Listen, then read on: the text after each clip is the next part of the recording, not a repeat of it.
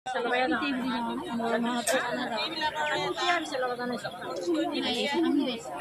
মই সেইদিনাখনে যেতিয়া মানে মিডিয়াই সেইবিলাক আহি ধৰিলে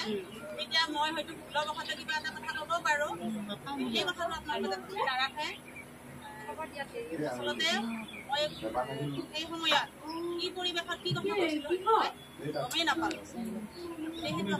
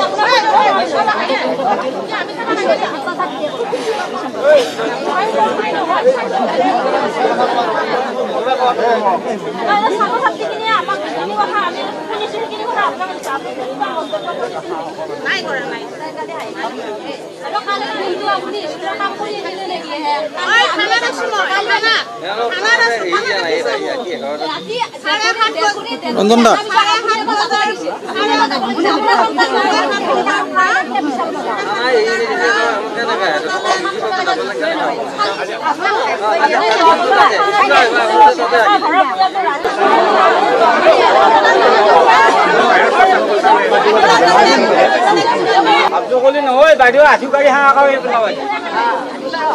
ৰাইজৰ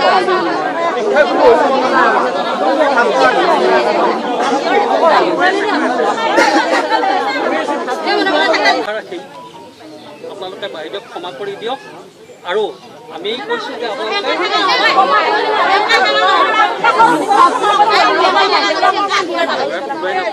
কিন্তু আমি এতিয়া ক'লে আমাৰ পৰিয়ালটোক গৈ দেখা কৰক এই কথাখিনি কৈছোঁ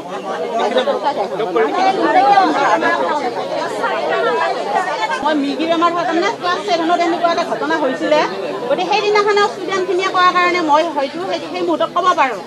সেইটো মোৰ ভুল হৈছে মই স্বীকাৰ কৰিছোঁ গতিকে মোৰ এইখিনি মই ভুল বুলি ক্ষমা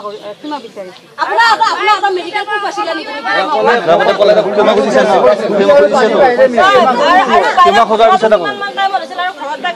মই ইতিমধ্যে কৈছোঁ আৰু গোটেইখিনি জানিছে আপোনালোকে আৰু আজি মই ৰিপিট নকৰোঁ আপোনালোকে দীঘলীয়া বক্তব্য নিদিওঁ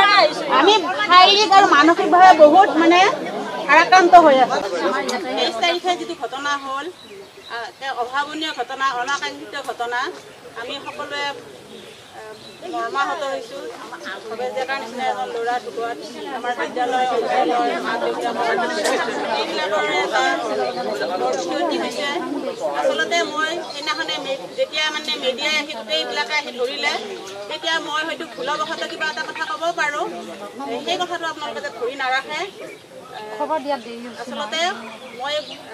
সেই সময়ত কি পৰিৱেশত কি কথা কৈছিলোঁ হয়তো মই পৰিস্থিতিৰ ৰাইজ আজি আহিছে ৰাইজ জাগিছে কোনো ব্যক্তিগত স্বাৰ্থলৈ নহয় ৰাইজ জাগিছে এইকাৰণে যে তেনেকুৱা ধৰণৰ ঘটনাৰ পুনৰাবৃত্তি নহওক আৰু আপোনালোকৰ নিচিনা মানুহৰ পৰা বা যাক আমি গুৰু হিচাপে মানিছোঁ আপোনালোকৰ নিচিনা মানুহৰ পৰা তেনেকুৱা ধৰণৰ আমি বাক্য এটা আমি আশা নকৰোঁ গতিকে এনেকুৱা পৰিস্থিতিত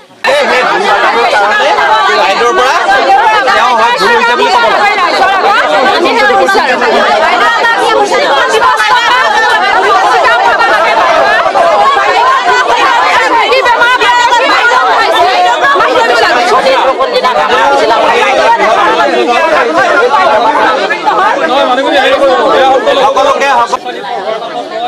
মংগলত যদিও আছোঁ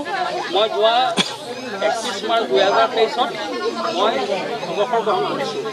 গতিকে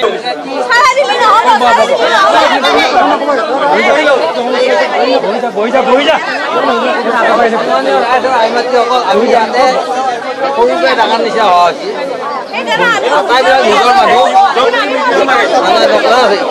সোমবাৰে পদুমপুখুৰী উচ্চ মাধ্যমিক বিদ্যালয়ত যিটো এটা অনাকাংক্ষিত ঘটনা ঘটি গ'ল, তাত আমি গোটেই ৰাইজ বা আমাৰ বিদ্যালয় পৰিয়ালবৰ্গ আৰু অঞ্চলৰ ৰাইজ আমি মৰ্মাহত হৈছোঁ। আচলতে সেইদিনা এনেকুৱা যেতিয়া মিডিয়াবিলাক আহি গ'ল, আমি